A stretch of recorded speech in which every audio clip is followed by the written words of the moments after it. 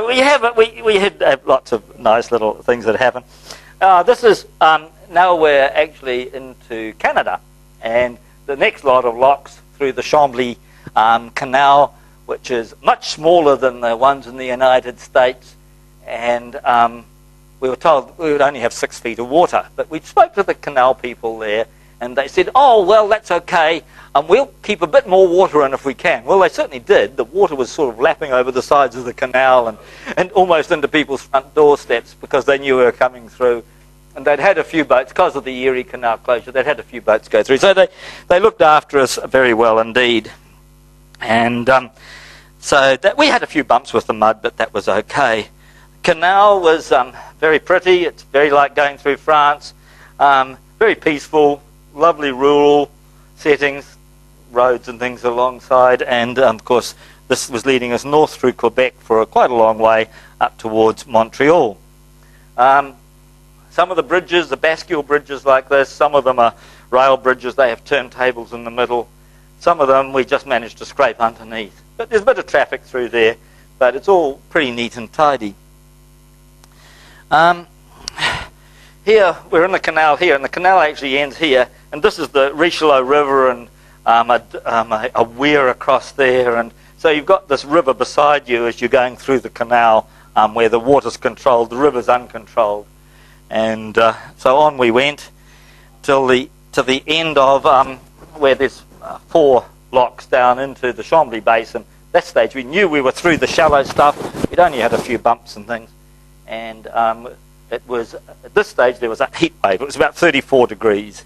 And outside in the sun, trying to go through all these locks one after another, it was quite a trying day. So swimming in the lake when we got into it was very nice indeed. And yeah. Well, it's actually not that much work. You've got to be outside. You've got to handle lines, but it's the just the manoeuvring of the boat. Now, I offered to swap with Karin. She said, "No, I'm quite happy for you to drive." Sorry? No. It's all. There are lock keepers in all of them, and they're doing it for you. It's not like the back blocks of France. Thanks, Basil. Richelieu River. The places you could anchor on the Richelieu River, which is very nice, and going ashore. It was very French. Lots of Quebec flags, very few Canadian flags. Some people didn't speak any English at all, but French was really what they want to be and what they try to be. Our French is not very good, but we all managed to get by. It was very nice, very pretty. Typical scenery through Quebec, with some of the little villages. Could easily have been France. And we finally arrived in the last lock to lead us into the St. Lawrence River. Well, in any case, somebody came and tied us up there very nicely, and then somebody else puts one of these machines that they have, and they say, just put your credit card in this hole, then we'll open the gates for you. Well, yeah, they've got a bit of a captive audience at this stage. There's not much you can do about it. So we ended up at Sorel, where they said, there's a place that you can put your mast up. So we went to the marina there, and it would have put up a mast in about a 20-footer, and it was just absolutely useless. And one of the very few times we weren't helped remarkably by everybody, whether it be US Customs or anybody else. Everybody was incredibly helpful, except this one place where we said, well, where can we find a crane to put up a mast? They actually knew perfectly well they could have got down a mobile crane, but they just, maybe Quebec, well, that's 150, 200 miles away. So in any case, we did find a spot at a place called Trois-Rivières, where 3 rivers come together on the St. Lawrence. We've now got 4 knots current with us, carrying us down the river, and so we shot down there. And then they said, well, maybe 3 days and we can put your mast in. Well, okay, you don't have much choice. But again, it gave us an opportunity to have a look around and get in the car. Then, of course, when the day came, it's blowing a gale, and they said, we can't put it up in a gale. But they didn't seem to notice the gale.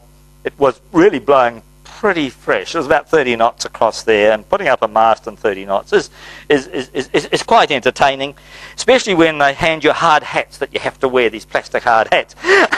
You're bumping these damn things. Yeah, I should have had a hard hat on when I was doing the wind generator. And in any case... Oh, Basil, thank you. Yes, I feel much better now. And in any case, the guy who was with us, his hat blew off and went sailing off down the marina. They didn't seem to mind that. So the mast went up, and there's a little bit of work to do aloft. We went off into another little tributary and anchored there where a few other boats were anchored. It was quite wide, actually. It was about as wide as the Tamaki, and we anchored on one side. And there's plenty of room in the channel for boats to go up, but it was a Saturday, and it was a fine Saturday. And there were lots of people out and about, including these guys with these cigarette-style boats and with very heavy lead in their boots. And these things roar up and down the river there. Well, they decided that all these boats that were anchored would make a really good slalom course. So they're going around in these cigarette things about 30 feet long at 90 miles an hour in between, and, of course, rolling us around. But at least the noise of their exhaust did actually... sort of it blotted out the words I said to them, which is probably a very good thing. No, they don't have it. They don't have a 5-knot rule there because the Coast Guard boats just sort of sat there and looked. But they have to have licenses to drive there. I have yet to find anywhere in the world where a driver's license for a small boat actually makes idiots behave. It just doesn't work. The way I get up and down the mast now, and this is a thing that happens to us all, we get older and tighter and our arms aren't as strong as they used to be, and Karin's very good at pulling me up the mast. We used to use the windlass, but we've now got a thing that we call Millie. It's a Milwaukee winch, Milwaukee drill. It's 28 volt. It's a big one. It's not the one you buy in the hardware store. And it's 28 volt rechargeable thing, and with one charge in the battery, I can go up and down the mast about 4 or 5 times. It's got a square drive in the end. You plonk it in the winch and you pull the trigger and the winch turns. It just grinds away. It's very, very powerful and very, very useful thing. Not cheap, but really a great electric winch handle. Much cheaper than buying electric winches, by the way.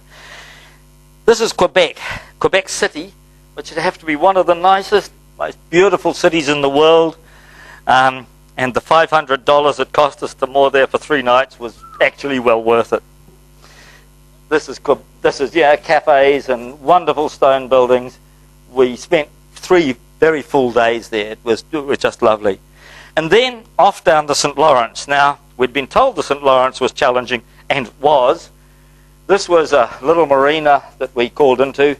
You have to cover certain distances because there are only so many marinas. There's nowhere to anchor. It's tidal by this stage, and the tide runs in both directions, or slightly faster out than in for obvious reasons, but it was running up to 7 knots. And we headed out from this. We actually spent 2 nights here. We headed out from here, and we'd got just over a mile, and we had 30 knots on the nose and about 3 knots of current behind us building. And, of course, the waves were turning square at this stage, and so we did one of the few things we did. We actually headed back, and it was still calm in the marina. Now, these channels are very narrow, 100 yards wide, and the river is 15 miles wide. The channel's 100 yards wide, and the water is just pouring down it with just sort of nowhere for plan B, which is, it keeps you focused. That's a buoy going in the other direction at 7 knots. Or buoy, sorry. We're in North America now. And, of course, with our 6 knots or so that we cruise at, 13 knots over the ground, you cover the distance. And we had a lot of distance to cover. Scenery, pretty boring. The other side of the buoy, and then there was a red one over on the other side. And yes, remember the buoyage system's the other way around before Kevin O'Sullivan tells me that we're on the wrong side of it. And so very shallow over here. Less than a metre in a lot of places, and narrow channels, and quite windy in places. And it's all polished rock. because glaciers for countless millennia actually flattened the whole land there. And so not very interesting at all, and quite challenging. No, it runs about 5 knots the other way and 7 knots down. It really is. You've got to work the tides, and it really does go. And yes, absolutely. That's right. And so you're looking for a marina, and so you've just got to get there and just got to do it at the time that the tide is running. And however, we had quite long days, so that was good because it was middle of summer and we were 50 degrees north or something like that. And so an hour of slack, that's it, and then it starts to run. So however, we came back in and somebody there lent us a car and said, "Here, oh, you come back, have you? Yes, oh, we'll be here for the afternoon. Here, borrow my car, I don't need it for the afternoon." And that's typical of the sort of things that do happen there. Did I mention fog? That's the other thing that happens on the St. Lawrence River, just to make life interesting. And it rolls in like this frequently. Obviously, fog doesn't give you many opportunities to take photographs, so we didn't take many photographs at that stage. But the fog would roll in like this, and then it might clear for 10 minutes, then roll in again. So you're using radar and obviously plotting devices and various other things. And I'd hate to do it without a decent chart plotter and decent electronic charts. It makes a huge difference. This is Tadoussac, where there was one place that you could anchor, and this was where a tributary, well, actually a place called Saguenay went off to one side, on the northern side, and about 100 miles up there was a bauxite port. But it goes up through a valley, and we were told that it was just like the fjords of Norway. Well, it's a bit more like Great Barrier than anything else. But we'd anchored down here and were ashore when the fog actually cleared, and people come out to play and that sort of thing on the mud flats. And if we went out very much further, we would have been in 40 or 50 metres of water. So you've got a very narrow anchoring band there. But don't like going to marinas and paying money when you can anchor. It really upsets me. We went up the Saguenay for about 35 miles, and it was very nice indeed, and I spent a few days up there, which was a bit of a relief. Not much fog, but it's very cold. Couldn't swim, really cold, 10 degrees or less, 8 degrees, but that's where the beluga whales go to breed. Now, beluga whales are, thanks Basil, beluga whales are not very big. They're like big dolphin.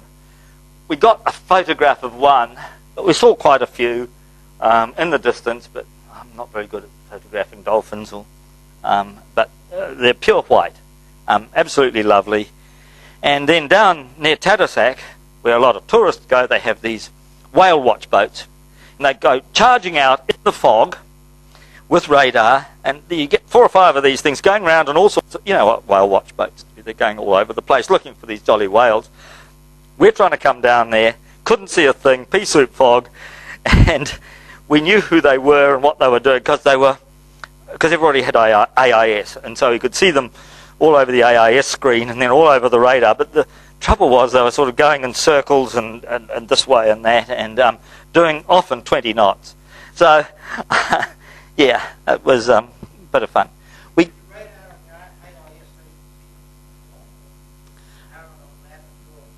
Oh, no, I'm down below asleep. I just leave her to it.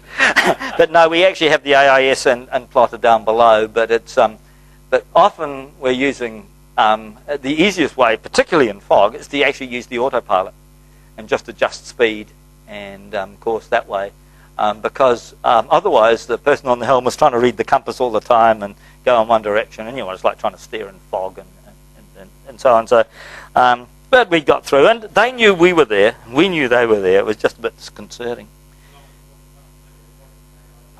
Well, he was on radar though. Yeah.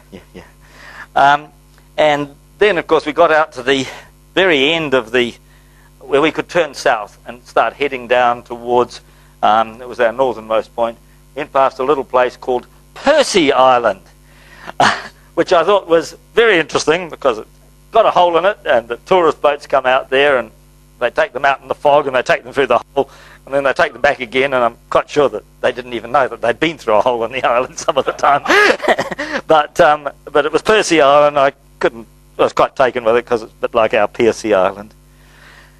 And so we came down the coast, and we got down to Prince Edward Island, which got a better chart here.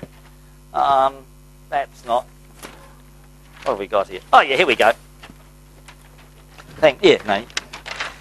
Now, Prince Edward Island. This is Prince Edward Island.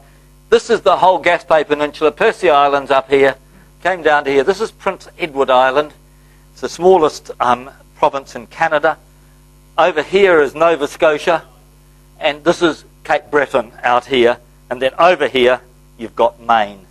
So those of you who, just to orient you as to where we are now, we got down to Prince Edward Island, which was very nice. It was flat, it was sunny, it was warm, and we were sitting in the yacht club there, fiddling with iPads and things as you do, and these couple walked up and said, "We're looking for the New Zealanders who built their boat and might be visiting." And we sort of looked around and thought, "Are they looking for us?" And they were, actually, and so we got to know them quite well. They were building a boat too, like a 52-foot catamaran.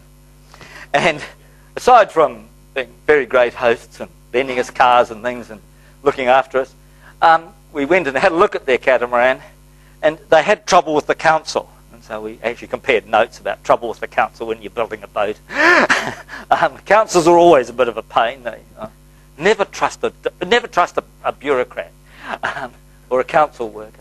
In any case, the council workers said, "No, you can't build a shed big enough to build your boat in, but you can build a garage this size." So they thought about it, and they built their catamaran, the two hulls, in 4 pieces.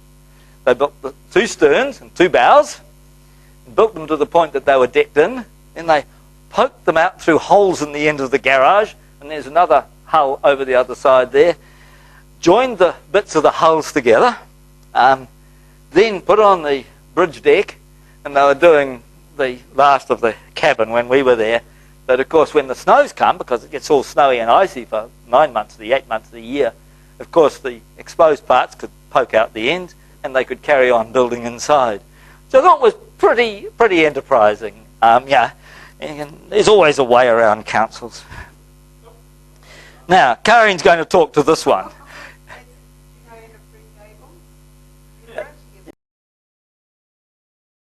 We've all read Anne of Green Gables, have we? Yes. You remember it, John?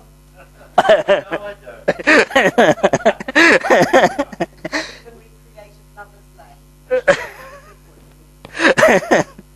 So there we are. But that's a big tourist attraction there on a very nice island with lovely. We came down then from Prince Edward Island. We headed on down through this area here, down through, it's a straight here, and into these lakes here. This is Brador Lakes on Cape Breton Island. Now, it's saltwater lakes, and there's a very narrow entrance here, and even a lock entrance down here. Very, very narrow indeed. Tides aren't very big down there, and these Brador Lakes, 200 miles long, maybe 50 miles wide, but lots and lots of inlets and bays and things, and the water was 24 degrees. And so that was the last place we were swimming, actually, wasn't it? And we were swimming 2-3 times a day. It's it's really part of Nova Scotia. It's there's signs of habitation around. Various places have been inhabited, and then it's been left to go back. But by and large, on a number of holiday homes in various spots there. But by and large, just an absolutely beautiful place to cruise. Not many boats. It's a mecca for Americans and Canadians who can sail that far, but just an absolutely gorgeous place, and I'm really pleased we went there. It's probably the highlight of the trip in many ways. And then there's all sorts of craft there. Now this I brought back for I thought that it may be a new design that any designers here in the room might like to look at.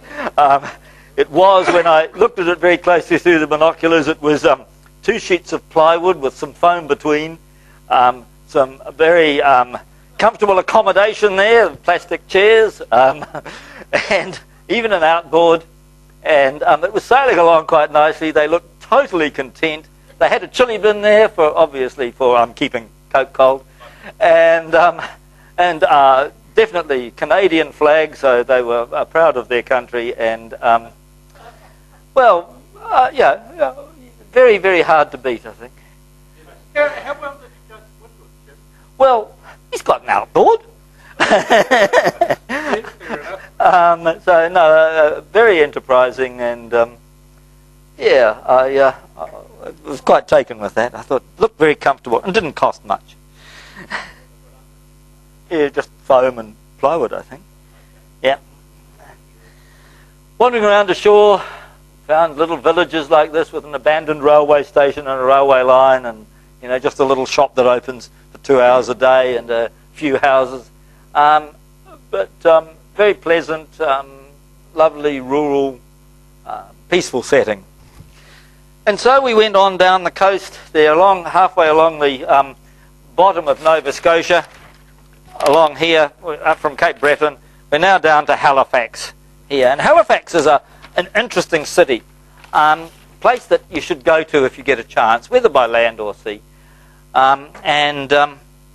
Halifax, of course, first came into the news big time when they went out to try and rescue people from the Titanic, and that was where that was mounted. And they came back with a number of obviously bodies and there's a couple of cemeteries there in Halifax that are lined up with Titanic deceased, and a lot about the Titanic. But then about just a few years later, in 1916, they had a ship coming into harbour. Now Halifax is a wonderful natural harbour. It comes in, it's a long harbour, quite well sheltered at the entrance, comes up to there, goes through some narrows, and then it's got a second piece. And the second part of the harbour is fully the size of Tamaki Strait.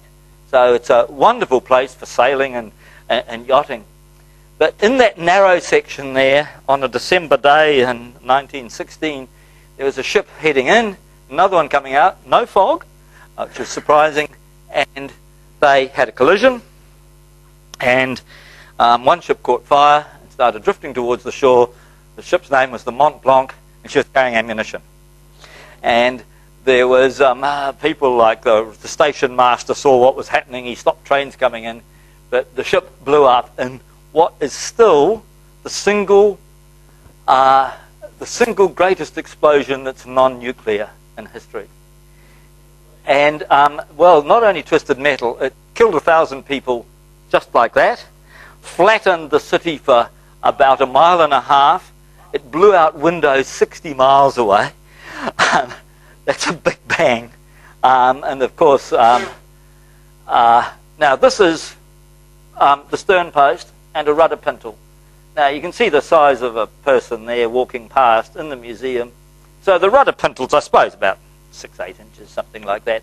And you can see that you wouldn't lift that piece of stern post. That was found 5 miles inland.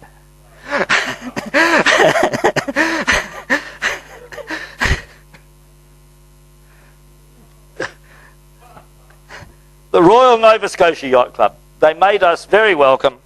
And as Karin said earlier, as we went up the coast, we went around Cape Hatteras on her birthday, auspicious occasion, and bouncing around in 30 knots off Cape Hatteras for a birthday party wasn't very nice, but we had a very nice dinner there, again reciprocal with the yacht squadron here, and we had a very nice dinner there to celebrate Karin's coming of age.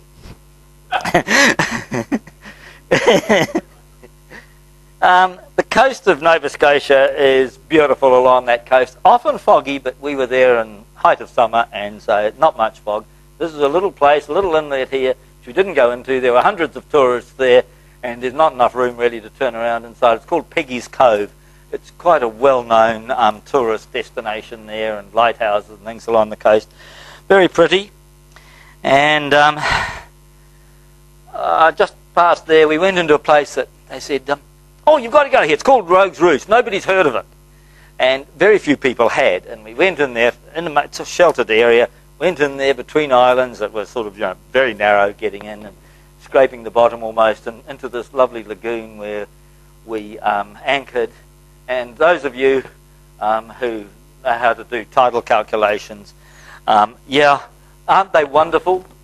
Yeah, aren't tidal calculations wonderful? They tell you exactly what time the tide's going to be, exactly how high it is, which is all, well, it's a good guide, but reality very rarely complies with what the calculations are, which are out by hours, well, out by quite a long time and out by quite a long way due to all the other influences that are around. In any case, cut a long story short, we anchored, and then it feels a bit funny, and the stern end of our keel had actually settled onto a rock ledge, which we hadn't seen. And the tide, I said to Karin, the tide's only got half an hour to drop, and it went dropped, and an hour later it was still dropping, and we were about this far out of the water at the stern, and about this far out of the water at the stern, the tide was still dropping. And it was a bit anxious, because if we had, as the bow went down, if we slid forward, we'd go clunk on the rudder, which is not very good for the rudder. And so in any case, however, the tide did turn around and come back in again. It was a lovely, lovely spot, and Nova Scotia was a treat. There's the coast of... that's a typical coastline of Nova Scotia. The sun, beautiful sunny days, pretty towns like that, and very peaceful. Did result in a reasonable amount of motoring because there was just not much wind. Okay. And here we are in Lunenburg, and one of the real places that we wanted to go, the home of the Blue Nose schooner. And Lunenburg is a place where there's more schooners than everything else put together. It's a lovely, picturesque place, quite touristy, but really very nice indeed, and we enjoyed our stay there. Tried that one. And they still use traditional boat building methods. You can smell Stockholm tar and linseed oil, and so those nice things, that not like that horrible epoxy stuff. And there is Blue Nose 2. Well, I think it's Blue Nose 3, but in any case, Blue Nose 2 is about to be launched, or relaunched. The original Blue Nose was built in, I think, when was it, 1921, and for 17 years went out to the Grand Banks, and they stacked dories up on the deck. And they sailed a couple hundred miles out onto the Grand Banks. These dories go over the side with a couple of deckhands in them. They handline for cod, come back, stick the cod aboard, go out for more. And then when they've got their full quota, she's about 150 feet long, by the way. They've got their full quota. They then get back to port. Now, the ones that get back the fastest get the best price. And so they're always trying to actually build them faster. And Blue Nose was definitely the fastest of them all. In 17 years, she was challenged by the Americans up from Gloucester, Massachusetts, that were also building schooners. And they used to come up there, and they have, every now and every couple of years, they'd challenge Blue Nose on these great schooner races, and they'd load them up with crew and drive the heck out of these workboats. Blue Nose was never beaten, although the Americans tried many times to actually build a new boat. But Blue Nose, the original one, went down to the Caribbean after she'd finished the 17 years, and in about 1960 the Canadian government said, we've got to have another one. They've got this thing on their coin, it really is an iconic thing for the Canadians. And so they built, but they used exactly the traditional methods, including some of the shipwrights that built the original one. And she went she didn't last very well because they didn't treat the timber and they didn't look after as well as they should have. But they did manage to salvage a few hatches and things, and then about 5 years ago they decided to rebuild Blue Nose 2. So she's got the same hatches as Blue Nose 2. She's called Blue Nose 2, but so she was about to be launched when we were there. She's since then made it into the water. We then crossed the Bay of Fundy, as Kevin says. Now, thanks there. Now, here we have come down here, Halifax, through to down to Lunenburg, which is here, And then we came across, and we came up to Yarmouth here and across the Bay of Fundy to here. Now, the Bay of Fundy is pretty famous for some tidal things, and so this picture here is actually across in Maine. But we haven't got any pictures down around here for the simple reason that the fog came in. And we headed south just past Lunenburg. We went down around the bottom of Nova Scotia, which is Cape Sable, the entrance to Bay of Fundy, and up to Yarmouth. Didn't see a thing. Went through tidal rips, and we went through the inshore passage and overfalls and all sorts of things, but didn't see a thing until the buoy that we were trying to pick up was right in front of it, and that was the first thing we saw. And then when we went across to Maine, it was exactly the same. Absolutely thick fog all the way. Bay of Fundy has tides that run at not very fast, but it's got the biggest rise and fall anywhere in the world, something like 55 feet, up in the northern region. But the tides only run in and out of there. When you get a little bit further down, the tides only actually go at 3-4 knots. But there is a tidal bore, a vertical wall of water that goes surging up, and these guys go surfing on it. And they surf for 30 miles on the one wave as the tide comes in. Not a particularly exciting place, I gather, up in the top. We didn't go up there, but it's quite flat, it's muddy, and the tide goes out and leaves you high and dry every day. So not a place that we particularly wanted to go, but interesting nonetheless.